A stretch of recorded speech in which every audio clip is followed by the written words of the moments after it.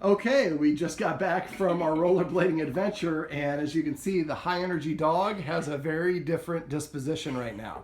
So I know rollerblading isn't, like we were just talking about this off camera, isn't the coolest thing of activities you can do, but it is a lot of fun, especially if you can teach your dog to pull on the leash when it's on rollerblades. I call it dog skiing, and I feel like I'm in a parade. People will stop and wave at me.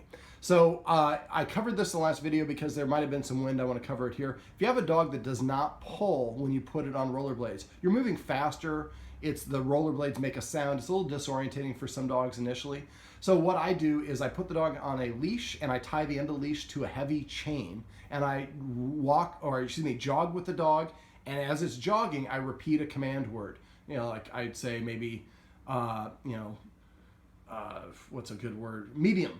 And so as I'm going, like maybe every 10 steps, I say medium, and then I scratch the dog's head as we're jogging. So we're going at a faster clip than a walk, but we're not at a full sprint or going fast.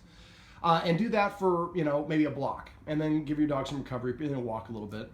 Once your dog you can say medium, and your dog starts trotting along at that speed, then you're ready for the next step, which would be to keep it on the harness and attached to a chain dragging behind your dog, and make sure it's about a 6-foot leash.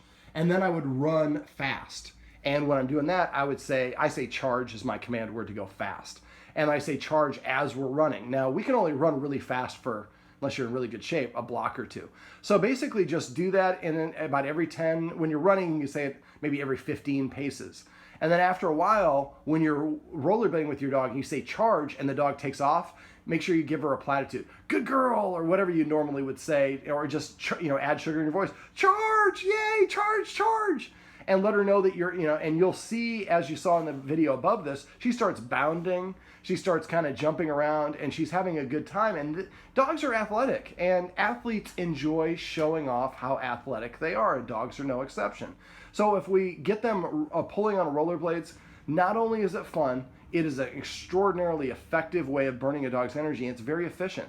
If your dog is pulling, you could probably go 2 miles in about 15-20 minutes. And because your dog is pulling you and at a full sprint, your dog has depleted their energy reserves. And then you get this sort of dog for at least most of the day. And if you have a really high energy dog, maybe you take a 10-minute rollerblading adventure at the end of the day. You come up with, and I was just saying this off camera as well, grade it. After you take your dog maybe 8 blocks on a rollerblading adventure, then grade the day. Okay, maybe at this one, I was doing the propelling, the dog wasn't.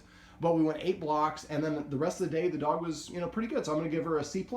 Next day, I go twice as far, and maybe then the dog gets an A-. And you'll kind of, and journal it. Don't just think you'll remember. Write it down on a piece of paper. Do it every day for a week or two. And play around with the durations. Eventually, you'll find one where you're like, wow, this is the perfect combination. She is a dream the rest of the day.